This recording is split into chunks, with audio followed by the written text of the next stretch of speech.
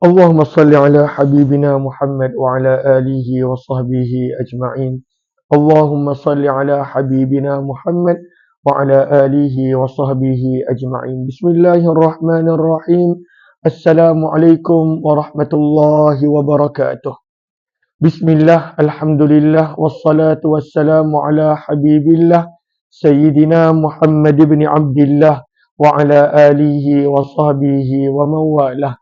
سبحانك لا علم لنا إلا ما علمتنا إنك أنت العليم الحكيم ولا حول ولا قوة إلا بالله العلي العظيم. اللهم رب اشرح لنا صدورنا ya Allah, lapangkanlah hati-hati kami, wa yassir lana umurana, permudahkanlah segala urusan kami, wahlul 'uqdatam min alsinatina, bukakanlah ya Allah ikatan daripada lidah-lidah kami, yafqahu aqwalana, agar boleh difahami tutur bicara kami. Allahumma faqqihna fid din, ya Allah berikanlah kepada kami pemahaman di dalam urusan agama. Wa'allimna ta'wil, ajarkanlah kepada kami pemahaman Al-Quran. Allahumma inna nas'aluka ilman nafi'a, kepadamu ya Allah kami memohon ilmu yang mendatangkan manfaat. Wa rizqan wasi'an tayyiba, rezeki yang luas melimpah ruah lagi halal bersih suci. Wa amalan mutaqabbala, amalan yang diterima. Wa shifaan min kulli da', dan sembuh daripada segala jenis penyakit. Amin amin ya rabbal alamin. Ahlan-ahlan kepada semua, selamat malam. Salam pertemuan dalam sirah Nabi sallallahu alaihi wasallam, siri yang ke-131 bersama dengan saya Umar Aziz. Ahlan-ahlan kepada semua, pertemuan yang mana setiap malam jam 11 malam kita akan berkongsi daripada kitab sirah yang terkenal Ar-Rahiqul Maktum karangan Syekh Safi Rahman Al-Mubarakfuri. Ahlan-ahlan Nurjura Azlin, Jamilah Zainal Abidin, PKF Sadariyah. Ahlan-ahlan Kak Jamilah, begitu juga Saripah Abdul Patah, Bunga Seri Pagi, Nur Hayati Sulaiman. Ahlan-ahlan kepada semua. Mama Ya Hashim, terima kasih banyak-banyak. Ada ruangan TikTok, ahlan-ahlan Rozia Sabran, Servelo, kemudian Hariyati, terima kasih banyak-banyak, dan juga sahabat-sahabat yang lain.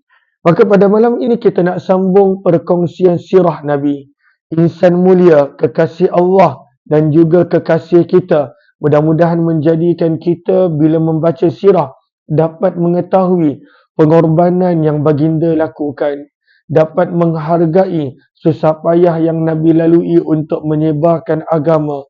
Dan daripada sirah Nabi juga kita boleh belajar dan mengambil pengajaran daripada setiap aspek yang berlaku dalam kehidupan Nabi SAW.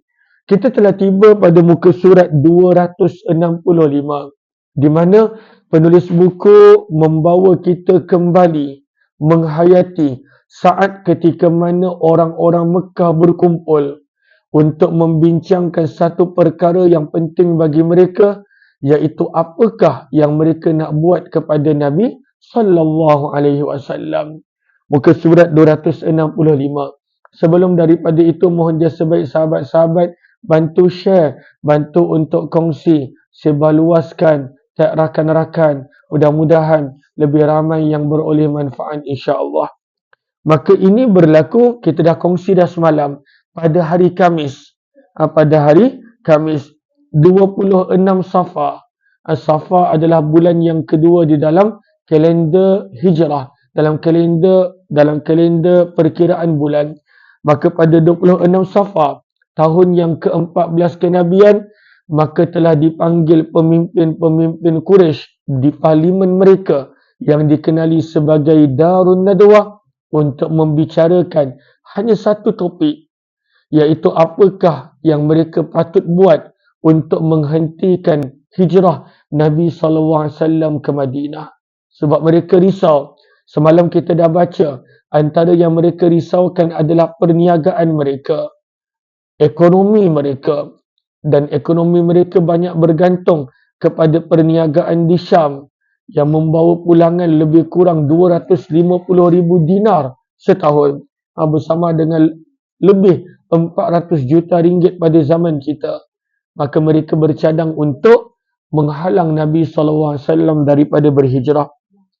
Maka semalam kita dah baca nama-nama yang hadir. Abu Jahal, Jubair bin Mut'im, Syaibah bin Rabi'ah, dan ada beberapa lagi pemimpin-pemimpin Quraisy yang hadir. Muka surat 265. Kata penulis buku, sesampainya orang Quraisy di Darun Nadwah mengikut waktu yang dijanjikan, mereka terserempak dengan iblis yang ketika itu menyamar sebagai seorang tua yang kelihatan terhormat yang sedang berdiri di hadapan pintu parlimen mereka. Mereka jumpa orang tua dengan pakaian yang segak, penampilan yang kemas, nampak seperti daripada golongan bangsawan dan ada di depan parlimen Darun Nadwah. Maka pemimpin Quraisy pun bertanya, siapa orang tua ni? Maka iblis yang dalam bentuk manusia berkata, seorang tua daripada penduduk Najd yang telah mendengar mengenai rancangan kamu. Lalu aku minta hadir untuk sama-sama mendengar apa yang kamu mesyuaratkan agar kamu dapat sama-sama mengambil pendapat dan nasihat. Maka iblis minta izin untuk join mesyuarat berkenaan tentang Nabi SAW. Maka akhirnya orang Quraisy izinkan. Maka bermulalah meeting, bermulalah sidang parlimen, bermulalah mesyuarat hanya nak membincangkan bagaimana mereka nak menghalang Nabi daripada pergi ke Madinah. Mereka sangat risau tentang pemergian Nabi SAW ke Madinah. Maka dibawakan tajuk seterusnya, maka akhirnya orang Quraisy bersepakat untuk membunuh Nabi SAW. Allahu Akbar. Gelapnya hati manusia sehingga mereka sanggup membunuh sebaik-baik manusia. Manusia yang berakhlak mulia. Itulah baginda Nabi SAW. Kata penulis buku, membicarakan tajuk bagaimana mereka merancang untuk membunuh Nabi. Setelah semua pemimpin Quraisy berkumpul, maka bermulalah agenda mengemukakan cadangan dan penyelesaian. Yang mana kita dah baca semalam. Tajuk utama parlimen ini, bagaimana mereka nak halang Nabi daripada berhijrah. Mereka sangat takut ketika Nabi di Mekah dalam keadaan disekat, dihalang, dikontrol, dikawal oleh Quraisy, pun Nabi mempunyai pengikut yang ramai. Bayangkan kalau Nabi pergi ke Madinah, pasti akan bertambah pengikut Rasulullah SAW. Kata penulis buku, maka perdebatan dan perbincangan itu memakan masa yang agak lama. Lama orang Quraisy berbincang. Berkata Abul Aswad, biarlah kita usir Muhammad keluar daripada tempat ini dan kita buang Muhammad daripada negeri kita Mekah. Selepas itu, biarlah Muhammad ke mana pun dia hendak pergi. Kita tidak ambil peduli lagi tentang Muhammad. Dengan itu, kita telah menyelesaikan hal kita dan masyarakat kita. Itu cadangan pertama. Rasulullah patut dibuang negeri. Rasulullah patut dihalau keluar daripada Mekah. Supaya orang Quraisy dah tak payah pening kepala fikir tentang Nabi. Dah tak payah ambil peduli tentang Nabi. Biar je Nabi nak buat apa, di mana Nabi berada. Maka ini pandangan pertama. Maka bila diberikan pandangan pertama, kita dah baca iblis yang berbentuk manusia, seorang tua yang berasal daripada tempat yang bernama Najd. Maka iblis ketika itu memberikan cadangan. Kata iblis, demi Allah, ini bukanlah cadangan yang baik. Demi Tuhan, ini bukanlah cadangan yang baik. Tidakkah kamu semua telah melihat bagaimana indahnya Muhammad berbicara, tutur katanya yang manis, keupayaannya mempengaruhi hati manusia dengan ajaran yang dia bawa. Jika kamu lakukan tindakan itu, maksudnya kalaulah kamu buat keputusan buang Muhammad daripada Mekah, maka kamu tidak akan selamat. Kalaulah Muhammad pergi ke mana-mana kawasan Arab yang lain, kemudian dia akan membawa bersama dengannya kepada kamu tentera-tentera orang Arab yang mengikutinya, dan akhirnya dia akan memijak kamu di bumi kamu sendiri. Kemudian dia akan buat apa sahaja kepada kamu, berilah pandangan lain. Maka Iblis kata jangan. Kalaulah Muhammad pergi ke mana-mana, mesti bertambah pengikut dia. Dan itu memang Rasulullah. Cuma orang Quraisy dia buta mata hati daripada melihat kebenaran. Walaupun akhirnya mereka beriman pada tahun yang ke-8 Hijrah. Tapi sepanjang 13 tahun Nabi dakwah di Mekah, buta hati mereka. Mereka tak nampak kebenaran di hadapan mata. Orang Ansar, orang Madinah yang berperang berbelas tahun, berpuluh tahun, ada yang mengatakan hampir 100 tahun orang Ansar berperang. Orang Ansar pun nampak kebaikan, kebenaran pada Nabi SAW. Tapi orang Quraisy mengambil masa yang sangat lama untuk mereka beriman kepada Nabi SAW. Maka Iblis berkata, kalaulah engkau benarkan Muhammad keluar daripada Mekah, dia pasti akan bertambah pengikutnya.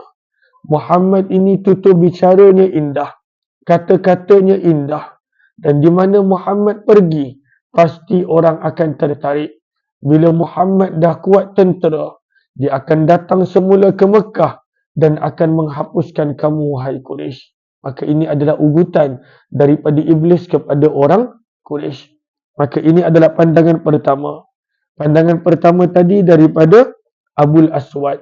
Daripada Abul Aswad. Maka diberikan pandangan yang kedua. Kata penulis buku, muka surat 265. Pandangan yang kedua ini datangnya daripada Abul Bakhtari. Maka kata Abul Bakhtari, apa kata kita kurungkan Muhammad dalam penjara besi, tutupkan pintu penjara, kemudian tunggulah biar apa yang bakal terjadi kepada Muhammad seperti yang terjadi kepada penyair-penyair sebelum ini. Maka mereka cadang untuk kurung Nabi, penjara Nabi sampailah Nabi meninggal dunia. Itu pandangan Abul Bakhtari. Maka siapakah yang dimaksudkan oleh Abul Bakhtari dengan penyair-penyair yang mereka pernah penjara sampai mati? Itulah penyair yang bernama Zuhair dan Nabirah, yang mana mereka pernah dipenjarakan oleh orang Arab sampai mati. Maka ini pandangan kedua. Kita penjara je Muhammad sampailah Muhammad mati. Tak kisahlah berapa lama pun, penjara Muhammad sampailah Muhammad mati. Maka ini adalah pandangan yang kedua daripada Abul Bakhtari. Iblis pun tolak. Iblis tak terima pandangan yang kedua ini. Maka berkatalah orang tua daripada Najat, yang hakikatnya adalah Iblis. Di sini Iblis sentiasa memainkan peranan untuk menyesatkan manusia. Iblis sentiasa memainkan peranan untuk menyesatkan manusia dengan meletakkan was-was, dengan membisikkan keraguan, dengan membisikkan kejahatan. Itulah kerja Iblis. Itulah kerja syaitan dan segala bala tenteranya. Maka Iblis melakukan itu supaya manusia boleh melakukan tindakan yang paling jahat, boleh melanggar perintah Allah. Sebab akhirnya Iblis nakkan manusia untuk melakukan perkara yang menjadikan mereka adalah ahli neraka. Sebab itu kalau kita nampak, Iblis ni dia sekadar bagi cadangan. Bukan dia sendiri yang bunuh Nabi. Bukan dia sendiri yang buat begitu. Dia nakkan manusia, siapapun manusia itu, menjadi orang yang melanggar perintah Allah, melakukan dosa dan mati dalam keadaan tidak bertaubat dan mensyirikkan Allah. Itulah Iblis. Maka dia sentiasa meletakkan bisikan, memberikan pandangan, meletakkan idea supaya manusia syirikkan Allah, melakukan dosa dan perkara yang Allah murka dan tidak bertaubat daripada dosa tadi. Maka inilah kerja Iblis. Sebab itu pagi tadi kita baca dalam kuliah duha pada surah Al-Hijr, bagaimana bila Allah kabulkan permintaan untuk iblis hidup lama pada juz yang ke-14, maka dia terus berjanji, ya Allah, la uzayyinanna lahum, aku akan perhiaskan segala maksiat agar nampak indah kepada manusia. Wala ughwiyannahum ajma'in, dan aku pasti akan menyesatkan semua manusia. Itu adalah janji iblis. Maka kita nampak, sebab kadang-kala timbul persoalan, kenapa iblis dia tak pergi bunuh Nabi? Kalaulah dia begitu bencikan Nabi. Sebenarnya yang iblis nak adalah menambahkan pengikutnya di dalam neraka dengan mereka melakukan dosa yang Allah benci, dengan mereka tak bertaubat daripada dosa tersebut. Kenapa Atiyah? Jatuh tu, angkat adik. Allahumma salli ala Muhammad wa ala alihi washabihi. Sebab tu kita nampak iblis dia hanya bagi pandangan. Maka bila Abul Aswad bagi pandangan untuk buang negeri, dia kata tu tak cukup kuat. Bila Abul Bakhtari bagi pandangan kurung sampai mati, dia kata itu pun tak cukup bagus. Dia sebenarnya nakkan pandangan untuk membunuh Nabi pada ketika itu. Allahumma salli ala Muhammad wa ala alihi washabihi ajma'in. Maka berkatalah iblis yang berbentuk orang tua daripada Najat, demi Tuhan, ini bukanlah muka surat 266. Ini bukanlah cadangan yang baik. Kalaulah kamu kurung Muhammad, penjarakan Muhammad, nescaya berita mengenai Muhammad akan sampai juga kepada para sahabatnya. Tak lama sahaja mereka akan menyerbu kamu, merampas semula Muhammad daripada tangan kamu. Setelah itu, mereka akan menambah pengaruh mereka sehingga akhirnya mereka dapat menewaskan kamu. Ini juga bukanlah cadangan yang baik. Bagi cadangan yang lain. Sebenarnya iblis nak dengar cadangan bunuh Nabi. Itu yang dia nak dengar. Maka sebab itu, selain daripada itu, bagi dia cadangan yang belum cukup bagus. Kata penulis buku, setelah Parlimen menolak dua cadangan ini, timbullah satu cadangan yang amat berat, namun akhirnya dipersetujui oleh semua anggota Parlimen Quraisy. Usul ini dikemukakan oleh penjenayah besar Mekah, tidak lain iaitu Abu Jahal bin Hisham. Itulah cadangan yang iblis nanti-nantikan, cadangan untuk bunuh Nabi dengan segera. Cadangan untuk membunuh Nabi SAW dengan segera. Maka cadangan ini lahir daripada siapa? Daripada yang paling jahat daripada kalangan Quraisy. Itulah Abu Jahal, ataupun namanya adalah Ammar bin Hisham.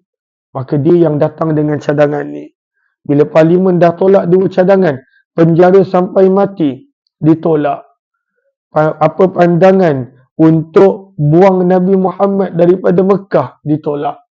Maka inilah cadangan yang iblis suka, menginginkan Muhammad dibunuh ketika itu juga.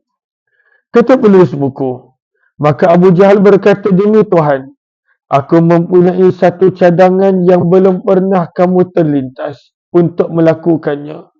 Sebab mereka tahu Nabi seorang yang jujur.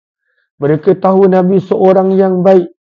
Mereka tahu ajaran Nabi ada kebenarannya. Tapi mereka tak beriman kerana tak mahu meninggalkan ajaran nenek moyang mereka. Maka orang Quraisy pun bertanya, apakah cadangan itu wahai Abul Hakam? Abu Jahal ni, Abu Jahal bermaksud bapa kebodohan, bapa kejahilan. Sebenarnya gelaran asalnya adalah Abul Hakam, bapa kecerdikan. Namun disebabkan permusuhannya dengan Nabi, disebabkan betapa butanya daripada melihat kebenaran walaupun dengan begitu banyak mukjizat, maka gelarannya kekal sebagai Abu Jahal, iaitu bapa kejahilan, bapa kebodohan.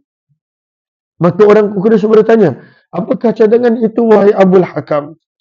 Maka Abu Jahal menjawab, aku berpendapat kita pilih daripada setiap keluarga yang ada dalam Quraisy. Saya dah pernah sebut semalam, Quraisy terdiri daripada 14 keluarga besar. terdiri daripada 14 keluarga besar. Maka Abu Jahal kata, kita ambil daripada setiap keluarga ini wakil. Kita ambil daripada setiap satu keluarga seorang anak muda yang gagah, terhormat dalam kalangan kita. Kita berikan kepada pemuda-pemuda ini pedang yang tajam. Biar mereka menyerbu Muhammad, menikam Muhammad serentak sampailah mati.